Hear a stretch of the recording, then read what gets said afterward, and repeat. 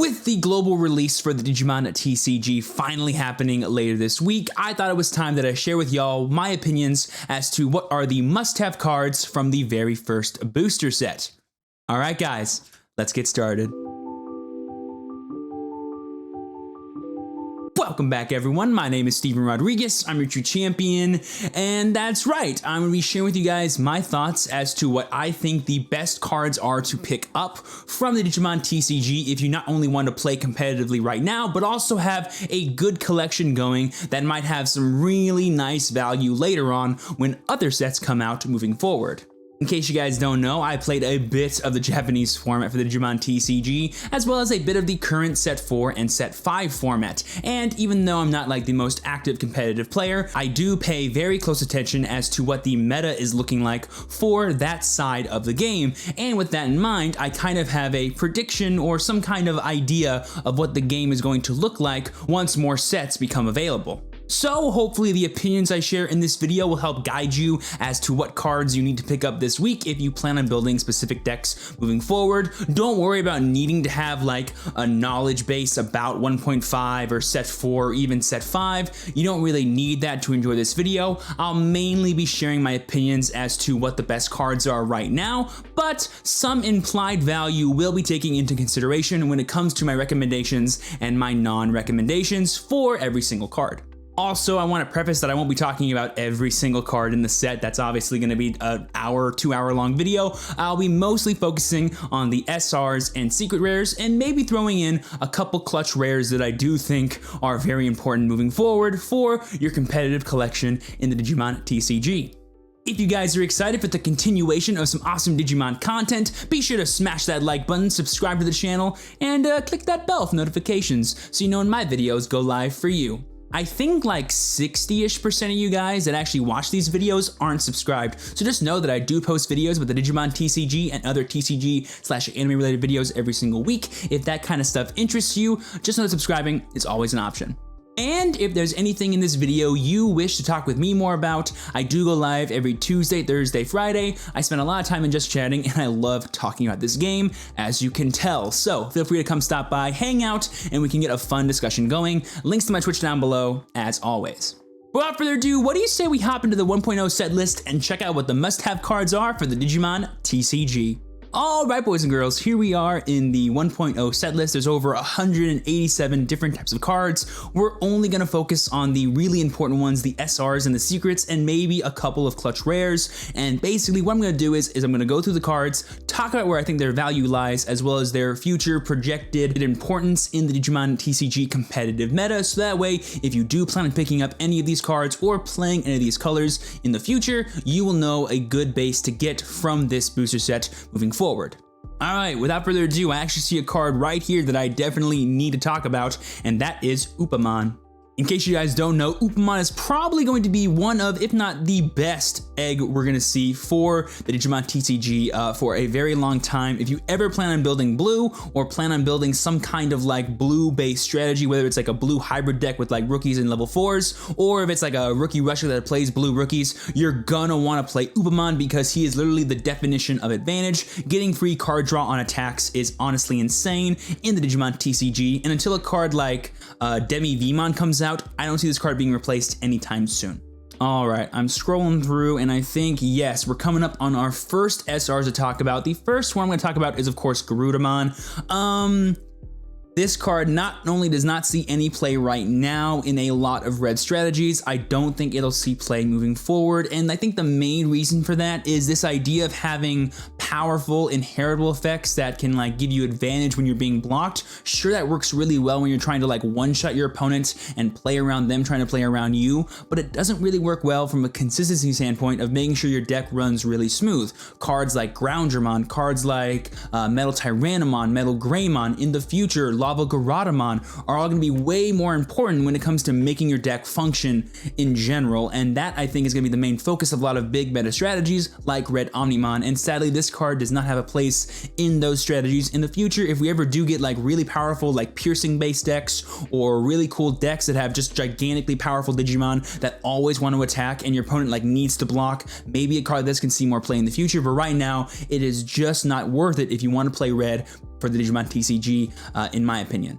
Speaking of not worth it in play in red, we have the War Greymon, the booster set War Greymon, that allows you to gain security attacks on Digivolve, as well as turn off option cards in the security. While this is a very worthwhile skill to have to make sure you can guarantee kill your opponent, it kind of is the definition of a win more card. There really isn't that many strategies that synergize with what this card is trying to do in the future.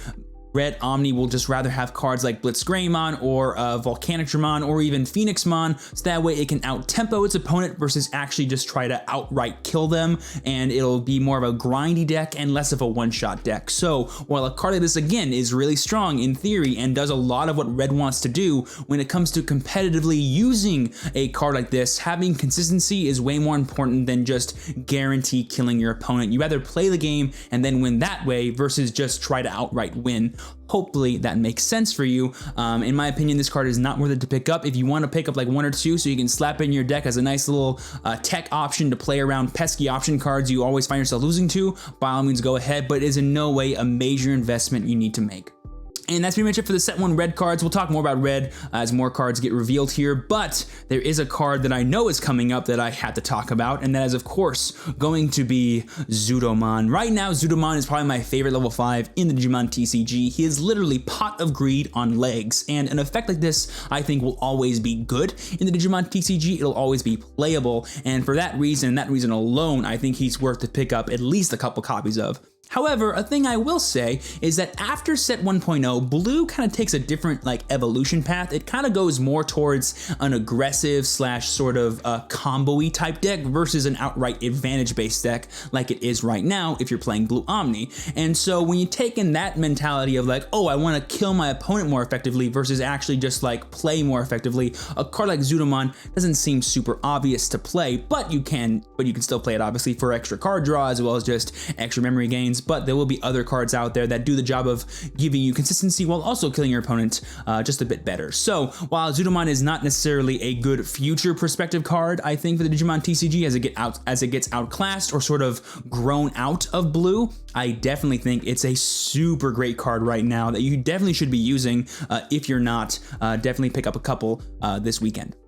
And then we have probably what is the most powerful blue card in the Digimon TCG right now. We have Metal Garurumon. I mean, talk about advantage on legs. Being able to not only deal damage to your opponent, but increase your board, have really cool combos with cards like Garurumon, Gabumon, and various others. It's just such a great card. But like I said with Zudomon, in the future, blue kind of gains better ways to kill your opponent because while yes, Metal Garurumon is inherently an aggressive card because you need to attack to activate his effect, you can gain extra bodies on board that can attack later on, he's not immediately pressuring. He doesn't attack twice, guaranteed, unless you have a Garurumon underneath your stack. He doesn't do anything else besides grow your board that then on the next turn can become more aggressive. It's not necessarily a proactive kind of aggression card. In the future, we'll get cards like Ulforce that automatically restand if you have Tamers in play and can attack again with jamming. We have cards like Imperial that can attack 3 times in one turn,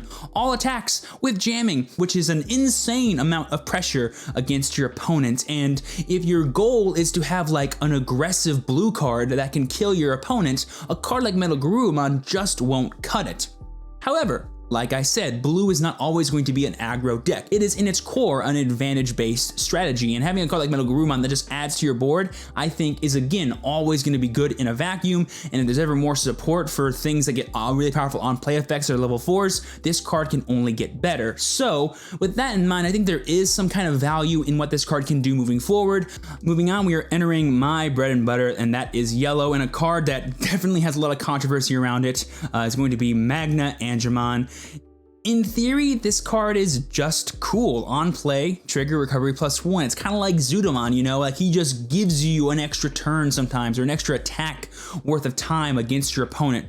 But I don't feel like yellow is a deck that can comfortably run on-play type strategies by itself. If you played other things like blue in your deck as a way to increase memory and make it a bit easier for you to kind of expunge these hard plays, maybe this card becomes a lot better. If you combo with cards like Kaiser Nail, it becomes absolutely insane. So there's ways to abuse Magna Angemon right now, but if you're playing pure yellow, I just feel like there's better options for you when it comes to playing the deck. In the future, the deck won't become recovery, it'll become purely sort of control-based.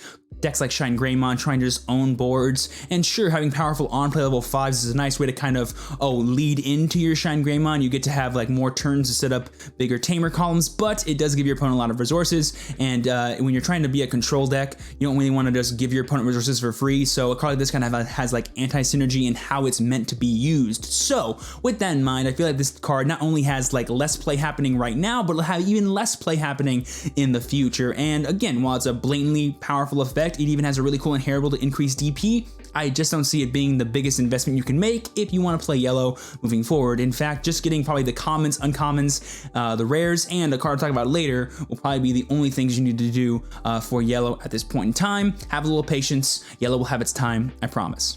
And honestly, the same goes for Seraphimon. Again, the recovery-based strategy for yellow just isn't the wave. Having just pure advantage over your opponent, owning board states is what you're gonna care about. And sure, he gets plus security attack, but he's 10k DP, and the chances of you dying is actually really likely, given the average DP curves of most decks. So it's not even that impressive as an attacker for most yellow strategies. So Seraphimon, I'm sorry, but you are a disappointment in the 1.0 for yellow, in my opinion. A card I do want to mention though that isn't a rare, isn't a super rare, and isn't anything other than an uncommon is Slash Angemon. This is by far the most important card to pick up from yellow at a play set, if you can, in set 1.0, because this card has so much value, not in 1.5, in set 4. It took a card like Valderarm coming out to actually make Slash Angemon broken. Being able to evolve for 3, -8, and then evolve for 6 to kill potentially a 15,000 DP Digimon, and then something else is absolutely insane, and gets more insane moving forward as more support comes out for yellow. This card is just amazing. I can only say good things about Slash Angemon. It's an uncommon, pick up 4 of it. It's the easiest thing for you to do, and you will thank me for it moving forward when this card one day becomes $5. You're welcome. That's it for yellow. Moving on to green, and this is going to be probably one of the most disappointing things to talk about for this video, and that is going to be Hercules Kabuterimon as well as Rosemon. I'm going to do both these guys together because the things I have to say are for both of them, and basically, while green has a ton of great stock moving forward for 1.5, for set 4, and even set 5 for some really cool Digiburst-based strategies, Hercules, Kabuterimon, and Rosemon just have no home in those strategies. Right now, it feels like green is in a really good sort of tempo-based home where it tries to just grind out, use really powerful memory-efficient cards to build powerful boards, and having the top end of like Hercules or Rosemon to add to your extra offense or defense respectively is a really nice addition to that strategy. But in the future, green takes a more dedicated like, oh, I'm going to tempo my opponent out of the game, or I'm going to use said tempo to control the board with cards like Ceresmon. And if I'm honest with you, Hercules and Rosemon just do not cut it on the power curve of green cards come set 1.5 time. That being said, if you do plan on playing green at all, picking up playsets of the essential blockers, 2-drop vanillas, Agumon, Tentomon, like all the little cards, Flower Cannon, Mimis, those are all going to be super important. So while green SRs and green top end cards for 1.0 don't really have the biggest value moving forward, trust me, other cards in 1.0 for green do. Oh boy, we're already at Omnimon. Jeez, we are flying through these. Okay, so I don't think I need to tell you how format defining Omnimon is for the current Digimon TCG format, but in case I do, this is the most format defining card. If you want to play the best deck in the game, picking up 4 of this is a very good idea. But what do I think about its future projections? Well, given everything we know about set 4 and set 5, we know that this particular Omnimon does die off a bit in its usage because red gets underused, blue gets underused as set 4 and set 5 roll around.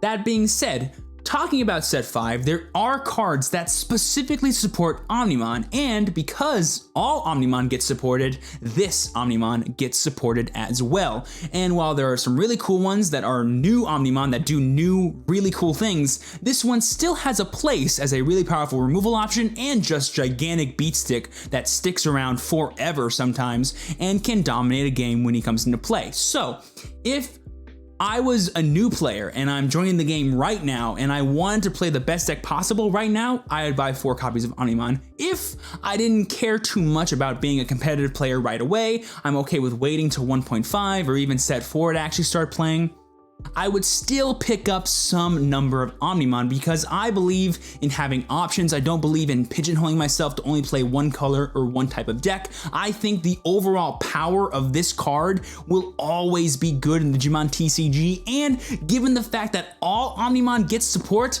I would be a fool in telling you that this card will not see some kind of play moving forward because of just how blatantly powerful it is. Maybe I'm wrong. Maybe by the time set 4 comes out, yellow, green, and other decks that can't play this card just take over and power creep it out. But in what I've seen, there's definitely going to be some powerful blue and red options coming out in set 5 that might have room for this card. So if you aren't planning on playing Omnimon right now or in set 1.5 format where he'll be one of the best red deck boss monsters, feel free to wait till set 4. He'll probably drop in price by an exponential amount and you can pick him up for dirt cheap, so that way you can have the option to play him when set 5 rolls around, because that might be the next time he sees an increase in his overall price. So that's pretty much it for the first batch of SRs from the first set. Now moving on to the secret rares, and I have a lot of strong opinions about these. Firstly, we have the Virus Metal Greymon, the +2 security attack and monster. Don't buy any. I'm just kidding. Buy him if you want. He's a really nice addition to have in red decks right now as a really cool kind of like out of nowhere aggro play you can do against opponents, and a really nice way to make your powerful megas even more powerful so you can swing over opposing Omnimons or just do whatever you want to do with it, really.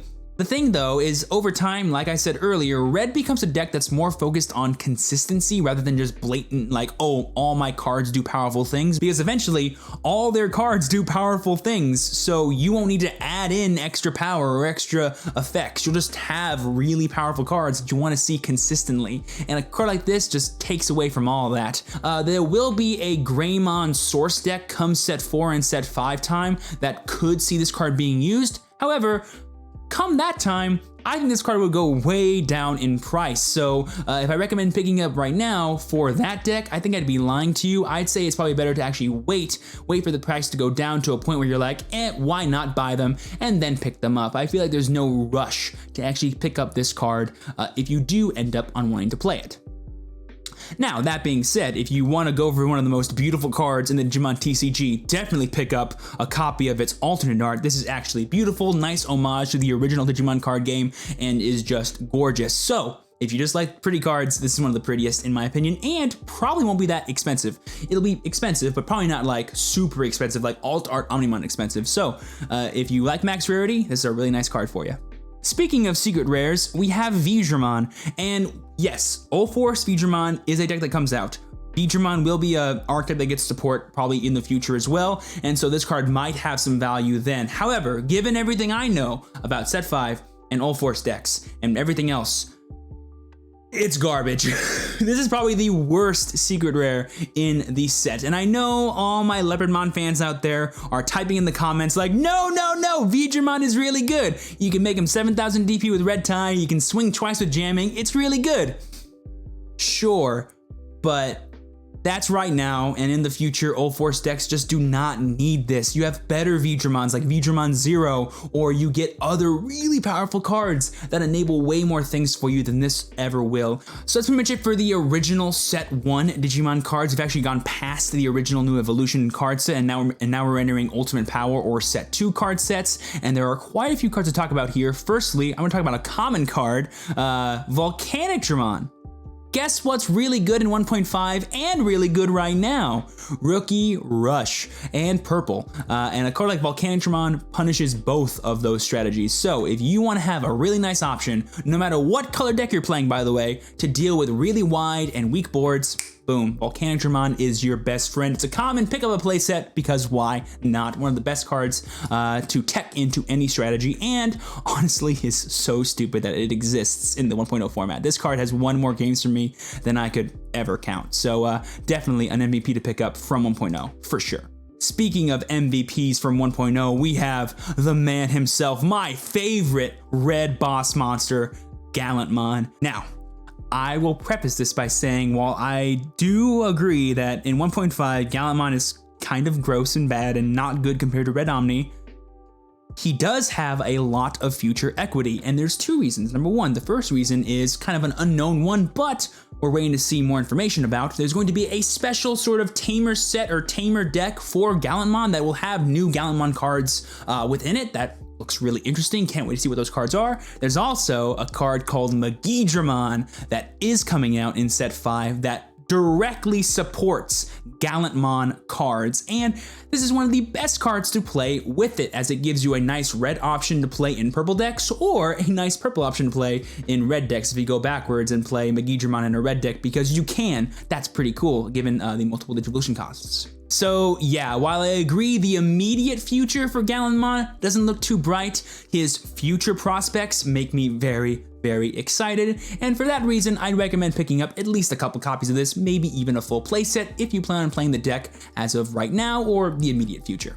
I feel like I have to talk about Puppetmon. He's such a defining card in the 1.0 format that if I feel like I don't speak about him, I'll be lying to you guys. And the honest truth is, the real use you get for this card outside of green decks right now and Rookie Rush decks right now, as well as like a really cool tech card option in most decks or some decks, is going to be just Rookie Rush moving forward and other rush-based strategies, because having a card that can essentially buy you another turn of attacking your opponent is really good. So Puppetmon will always have like that idea of like, oh, guess what? He comes in, I get a free turn, that free turn can win me the game. That will always be really good. You should pick up 4 just because of that.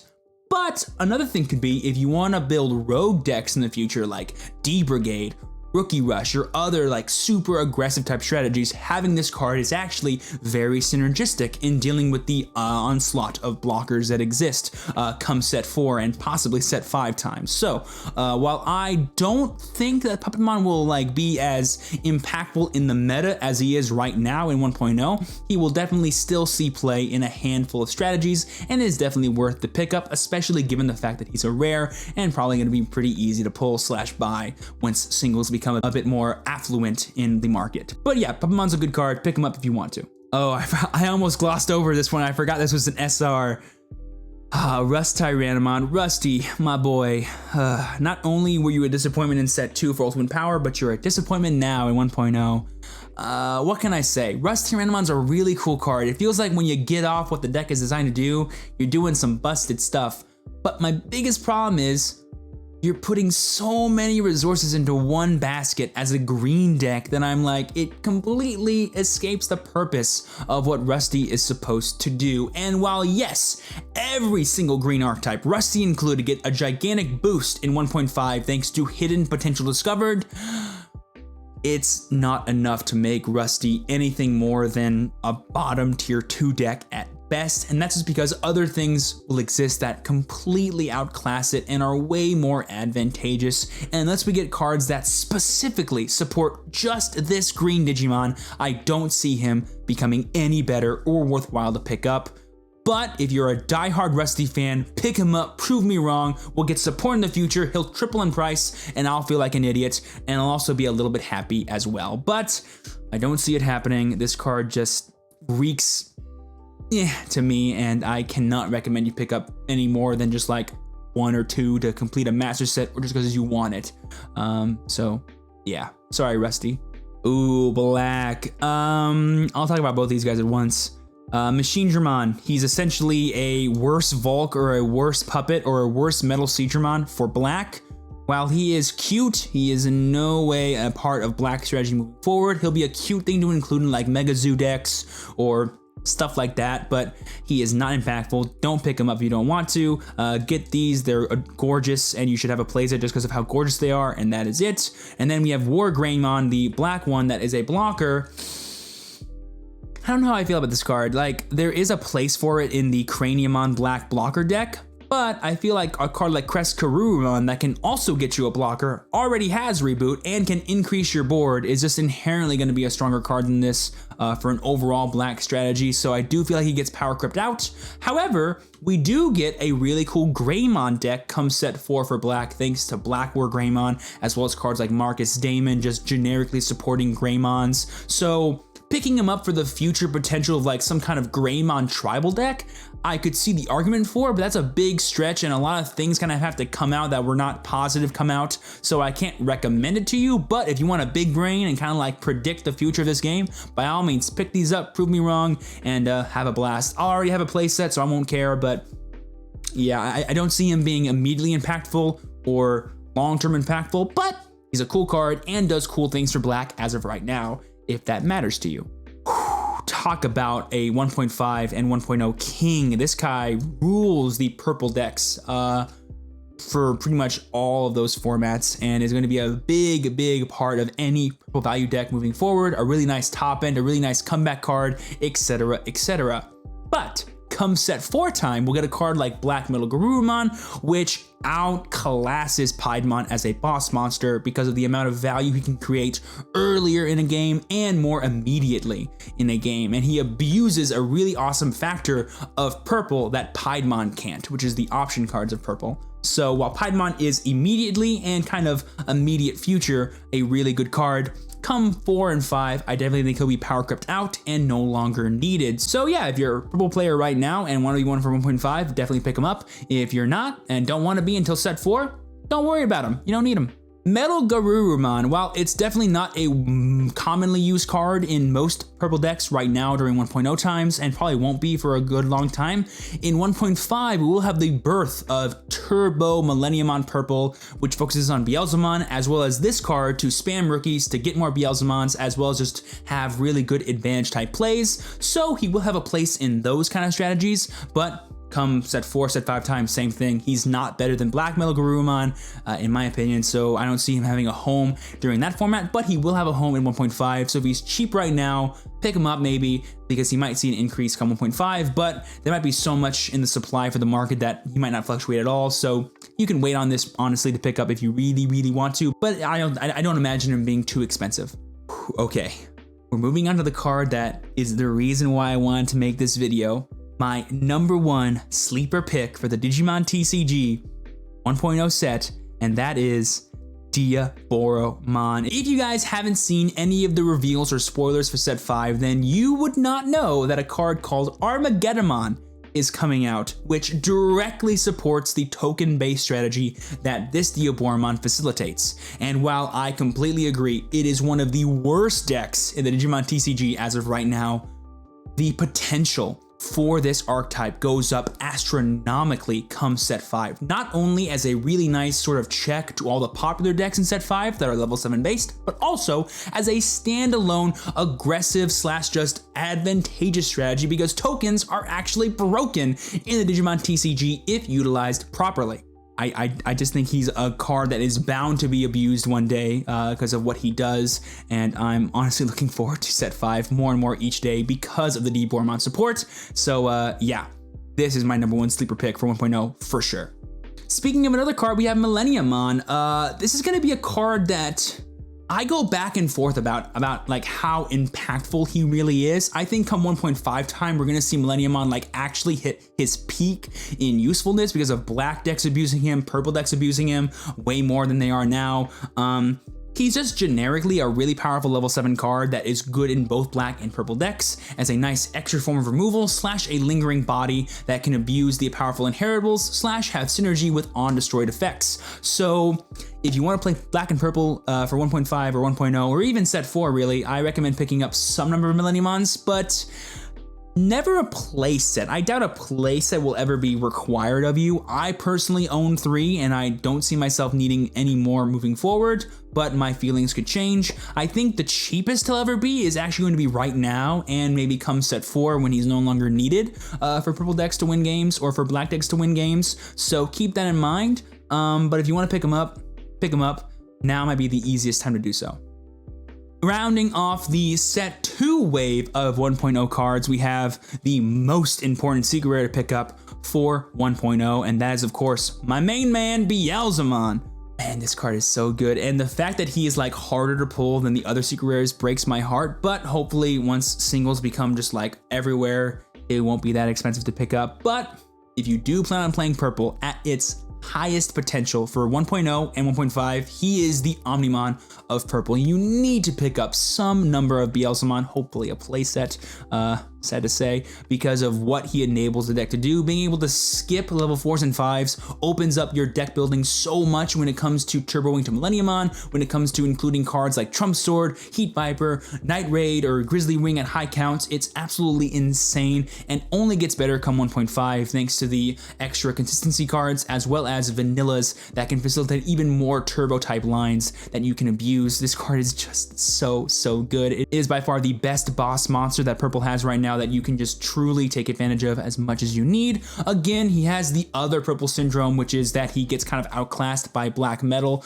come set 4, but I'm sure he'll still have a place at some point. Being able to get a free mega on a level 3, I think will always be good. Whether or not it's like truly the best thing you can do, I can't really say, but it's definitely gonna be worthwhile for the immediate future, that's for sure. And that's it for these set 2 cards. Rounding off, we have a handful of set 3 cards to talk about. Firstly, Leopardmon. So you know how I said that like Metal Garurumon kind of loses some face because of the evolution of blue decks? Well, Leopardmon is a worse Metal Garurumon, so the same thing happens for him. He's honestly a card you can forget even exists. He's cool. He facilitates some really cool like level 4 and level 3 base jamming type strategies, which is really fun, but why would I do that when I can just evolve into Imperial and do the exact same thing on a level 6 for 1 turn versus over a series of turns, right? And being 4 cost is just awkward. Definitely a shot in the foot for what this card's usefulness could even be.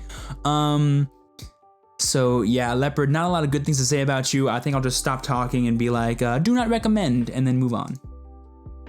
We've got Kentaurismon, another sleeper pick. Let me tell you, I was so wrong about this card. I initially just wrote it off. I was like, this card sucks. I'm not gonna play it in 1.0. Maybe I'll play it in 1.5.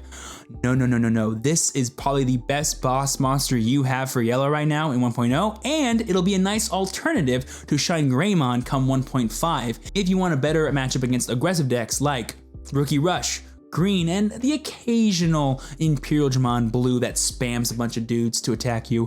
Kentaurismon is actually going to be a super nice inclusion in the Digimon TCG in general, and I think for the yellow color specifically, because having a really nice just gain extra turns option I feel like is really good, kind of like Puppetmon, but doing it on a body that can attack for free and whether he lives or dies still creates value for you is just super cool. And I'm always a big fan of cards that put my opponent in awkward situations, and Kentaurismon is the definition of a card that puts your opponent in an awkward situation. You swing with him, he doesn't die, they have a choice to make.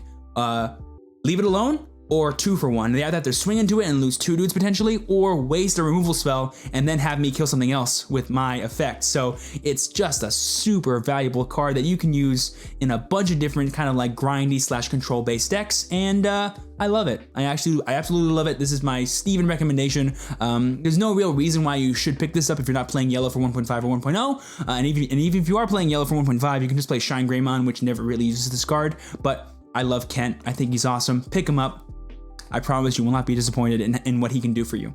And finally, I think the last card we need to talk about is Queen Lilithmon.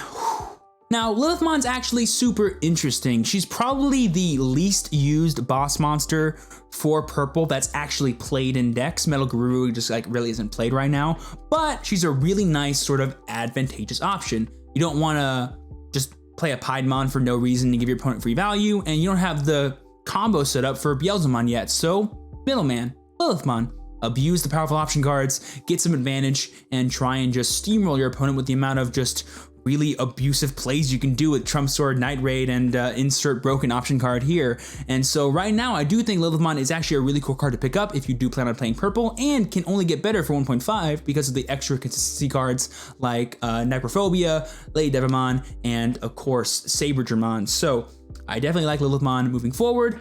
And I like her moving even more forward towards set 4.